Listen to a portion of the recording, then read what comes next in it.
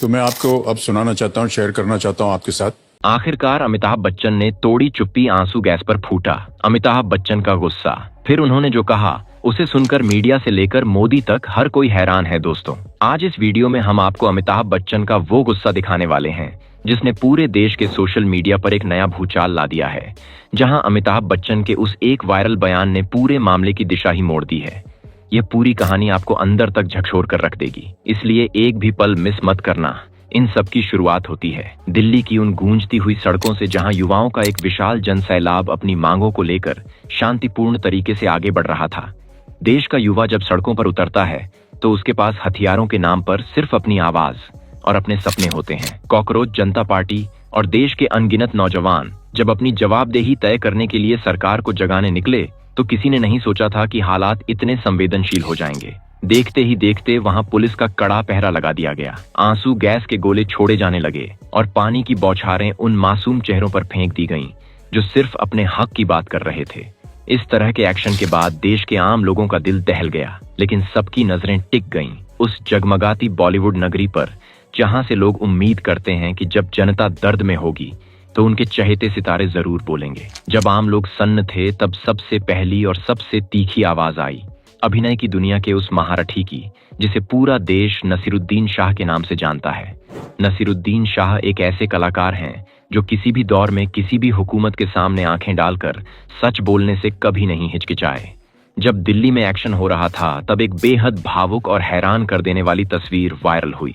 इस तस्वीर में नसीरुद्दीन शाह किसी बड़े स्टार की तरह वीआईपी सिक्योरिटी में नहीं, बल्कि भीड़ के एक साधारण से कोने में चुपचाप खड़े नजर आ रहे थे। उनकी आंखों में गुस्सा भी था और अपने देश के बच्चों के लिए बेइंतहा दुख भी। वो चुपचाप युवाओं के उस दर्द को महसूस कर रहे थे। और जब वो वहां से निकले तो उन्होंने एक ऐसा वीडियो संदेश जारी किया जिसने पूरे देश में तहलका मचा दिया। नसीरुद्दीन शाह ने बेहद कड़े शब्दों का इस्तेमाल करते हुए कहा कि अगर इस मुल्क की रहनुमाई करने वाले लोग समझदारी का परिचय नहीं देंगे तो पूरा देश उसी दिशा में चला जाएगा। उन्होंने राष्ट्रीय नाट्य विद्यालय और फिल्म इंस्टीट्यूट का जिक्र करते हुए कहा कि उन्होंने अपनी जिंदगी में जितना अभिनय सीखा है उससे कहीं ज्यादा उन बच्चों और तालिब इल्मों से सीखा है जिन्हें उन्होंने कभी सिखाने की कोशिश की थी। नसीर साहब ने रोष जताते हुए कहा कि जब वो अपने देश के बच्चों पर इस तरह का बर्ताव देखते हैं तो उनका दिल गुस्से से खौल उठता है। चेहरे पर नकाब लगाए और हाथों में लाठियां थामे लोगों को देखकर उन्हें विदेशों के कठोर कानून एजेंसियों की याद आती है। उन्होंने सीधे तौर पर हुकूमत को चेतावनी देते हुए कहा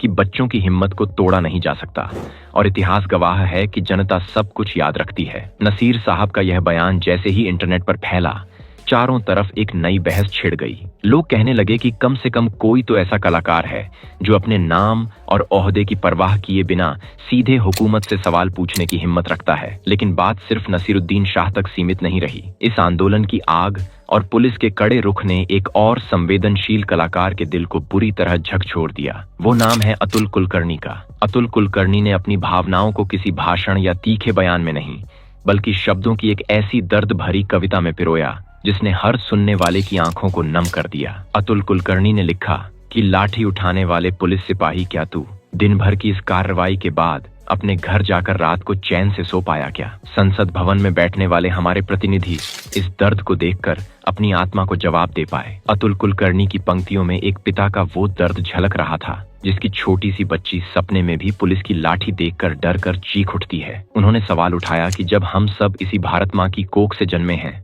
हम सब एक ही देश के नागरिक हैं, तो फिर एक दूसरे के खिलाफ इतनी कठोरता क्यों? अतुल कुलकर्णी की इस कविता ने यह साबित कर दिया कि जब देश की सर्दिली टाचकों पर आंसू गैस के गोले छूटते हैं तो उसका धुआं संवेदनशील कलाकारों के कमरों तक जरूर पहुंचता है। अब इस पूरी कहानी में आता है वो सबसे बड़ा मोड़ जिसका इंतजार पूरा देश कर रहा था। सोशल मीडिया पर अचानक अमिताभ बच्चन का एक बयान और एक पुराना ट्वीट भयानक तरीके से वायरल होने लगता है।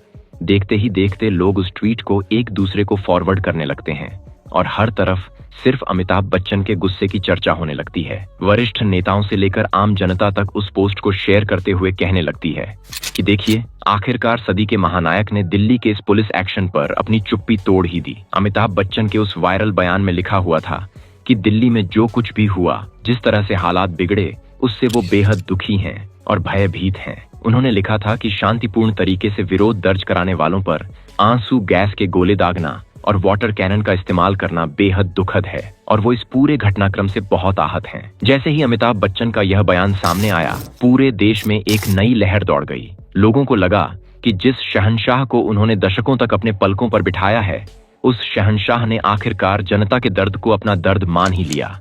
लेकिन इस पूरी कहानी में एक ऐसा मोड़ छुपा हुआ था जिसे देखकर हर कोई सन्न रह गया। जब लोगों ने उस वायरल ट्वीट की तारीख और समय को ध्यान से देखा तो सबके होश उड़ गए। कांग्रेस के वरिष्ठ नेता शशि थरूर ने जब उस पोस्ट को रिपोस्ट किया तो सच्चाई सामने आई कि अमिताभ बच्चन का वो गुस्सा आज के दौर का नहीं बल्कि साल 2012 का था। जी हाँ, यह वही वक्त था जब साल 2012 में दिल्ली की सड़याचकों पर निर्भया कांड के खिलाफ पूरा देश एकजुट होकर सड़याचकों पर उतरा हुआ था। उस वक्त केंद्र में दूसरी सरकार थी और जब तात्कालिक पुलिस प्रशासन ने प्रदर्शनकारियों पर आंसू गैस के गोले छोड़े थे और पानी की बौछारें चलाई थीं, तब अमिताभ बच्चन ने बिना किसी डर के खुलकर सरकार के खिलाफ अपनी नाराजगी जताई थी। उन्होंने उस वक्त सोशल मीडिया पर अपने दिल का दर्द बयां करते हुए लिखा था कि देश की जनता पर इस तरह का कठोर एक्शन देखकर उनका दिल रो रहा है।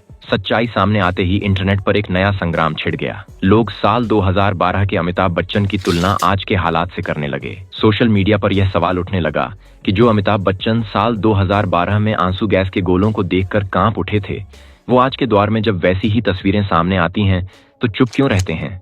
इसी बीच अमिताभ बच्चन का एक और नया सोशल मीडिया पोस्ट सामने आता है जिसमें वो बहुत ही रहस्यमयी अंदाज में लिखते हैं कि दिल्ली में हो रहे प्रोटेस्ट के दृश्यों को देखकर बहुत दुख पर हैरानी होती है। जहां एक शांतिपूर्वक प्रोटेस्ट आंसू गैस पानी के गोलों में बदल गया। दोस्तों, उनके इस ट्वीट से साफ समझ में आ रहा है कि वो कहना चाहते हैं लेकिन खेल समाप्त हो गया है, पर काम चल रहा है ना। उन्होंने सरकार को कुछ कहा, ना ही छात्रों के पक्ष में बोले। उन्होंने साफ शब्दों में ये दिखा दिया कि मुझे दुख हो रहा है, और उनका दुख किस बात का है यह कोई नहीं समझ पा रहा है। अमिताभ बच्चन के इस नए और छोटे से पोस्ट ने लोगों के मन में सैकड़ों सवाल खड़े कर दिए। कुछ लोगों का कहना था कि महानायक ने बहुत ही चालाकी और इशारों में आज के संसद मार्च और दिल्ली के आंदोलन पर अपनी बात कह दी है कि भले ही आज का प्रदर्शन रोक दिया गया हो, लेकिन जनता का काम और आंदोलन अब भी जारी है। वहीं दूसरी तरफ आलोचकों का मानना था कि आज के दौर में बड़े बड़े कलाकार खुलकर बोलने से डरते हैं क्योंकि उन्हें ट्रोलिंग और अपनी छवि खराब होने का भय सताता रहता है।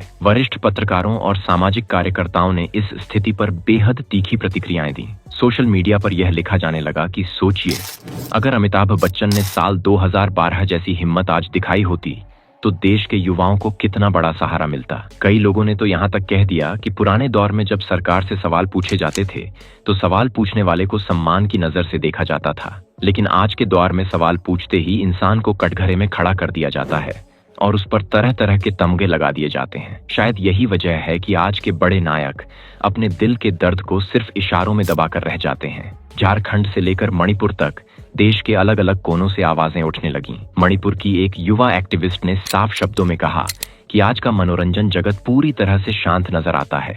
मुश्किल से 3 या 4 कलाकार ऐसे हैं जो जनता के मुद्दों पर बोलने का साहस जुटा पाते हैं। उन्होंने कहा कि सिर्फ सोशल मीडिया पर 2 लाइन लिख देना काफी नहीं है। अगर देश का युवा सड़क पर आंसू गैस के गोलों का सामना कर रहा है तो देश के हर बड़े स्टार, हर बड़े खिलाड़ी और हर प्रभावशाली व्यक्ति को जंतर मंत्र और दिल्ली की सड्डे छकों पर चल रहे इस आंदोलन की आवाज बनना चाहिए। लेकिन इस पूरी बहस के बीच एक सबसे अहम पहलू यह भी है जिसे समझना हर नागरिक के लिए बहुत जरूरी है। जब भी देश में कोई बड़ा आंदोलन खड़ा होता है तो उसमें संयम और शांति का होना सबसे ज्यादा जरूरी होता है। इतिहास इस बात का साक्षी है कि जब भी किसी आंदोलन में हिंसा का प्रवेश होता है या जब भी शांति का मार्ग भटकता है तो वो आंदोलन अपनी दिशा खो बैठता है। आज देश का हर बुद्धिजीवी युवाओं से यही अपील कर रहा है कि चाहे गुस्सा कितना भी बड़ा क्यों ना हो, चाहे पुलिस का एक्शन कितना भी कठोर क्यों ना हो, लेकिन युवाओं को हमेशा बापू के बताए अहिंसा और शांति के रास्ते पर ही चलना चाहिए। क्योंकि अगर आंदोलन हिंसक हुआ तो असामाजिक तत्व इसका फायदा उठा लेंगे और असली मुद्दे पीछे छूट जाएंगे। दिल्ली के इस पूरे घटनाक्रम ने देश के सामने कई बड़े सवाल छोड़ दिए हैं। एक तरफ वो युवा हैं जो अपनी बेरोजगारी और अपने भविष्य की चिंताओं को लेकर सड़ीडे डैचकों पर आंसू गैस का धुआं सह रहे हैं। दूसरी तरफ नसीरुद्दीन शाह और अतुल कुलकर्णी जैसे कलाकार हैं जो अपनी संवेदनाओं को दबा नहीं पाते और खुलकर जनता के साथ खड़े हो जाते हैं। और तीसरी तरफ अमिताभ बच्चन जैसे महानायक का वो पुराना और नया बयान है जो हमें यह सोचने पर मजबूर करता है कि क्या समय के साथ साथ हमारे नायकों की आवाज भी धीमी पड़ जाती है, या फिर हालात इतने बदल चुके हैं कि अब खुलकर बोलना किसी खतरे से खाली नहीं रहा। अमिताभ बच्चन का वो साल 2012 का गुस्सा आज भी इंटरनेट की दुनिया में घूम रहा है, और हर बार जब दिल्ली की हवा में आंसू गैस का धुआं घुलता है तो लोग उस पुराने ट्वीट को निकालकर आज के दौर से मिलाने लगते हैं। यह तुलना सिर्फ एक स्टार की तुलना नहीं है, बल्कि यह तुलना है उस दौर की आजादी और आज के दौर की खामोशी की जनता आज भी अपने पसंदीदा नायकों की तरफ उम्मीद भरी नजरों से देखती है। जब भी कोई मुसीबत आती है तो देश का आम इंसान चाहता है कि उसका पर्दे का हीरो असली जिंदगी में भी उसका हीरो बनकर सामने आए। आज दिल्ली का आंदोलन जिस मोड़ पर खड़ा है, वहां से आगे का रास्ता बहुत संवेदनशील है। पुलिस की कार्रवाई और आंसू गैस के गोलों ने भले ही भीड़ को तीतर बीतर करने की कोशिश की हो, लेकिन युवाओं के दिलों में जो सवाल उठ चुके हैं उन्हें शांत करना इतना आसान नहीं होगा। क्या सरकार इन आवाजों को सुनेगी? क्या बॉलीवुड के बाकी बड़े सितारे भी नसीरुद्दीन शाह की तरह अपनी खामोशी तोड़ेंगे, या फिर अमिताभ बच्चन के पुराने बयानों के सहारे ही जनता अपने दिल को बहलाती रहेगी? यह तमाम सवाल आज पूरे देश के सामने मुंह बाएं खड़े हैं। आप इस पूरे मामले पर क्या सोचते हैं? क्या आपको लगता है कि आज के दौर में भी अमिताभ बच्चन और दूसरे बड़े कलाकारों को सड़कों पर हो रहे इस एक्शन के खिलाफ खुलकर बोलना चाहिए, या फिर आपको लगता है कि कलाकारों को इन सब राजनीतिक विवादों से दूर रहना चाहिए? अपनी राय कमेंट बॉक्स में जरूर बताइए, और देश के इस सबसे बड़े और संवेदनशील मुद्दे को समझने के लिए इस वीडियो को हर उस इंसान तक पहुंचाइए जो आज के दौर के सच को जानना चाहता है।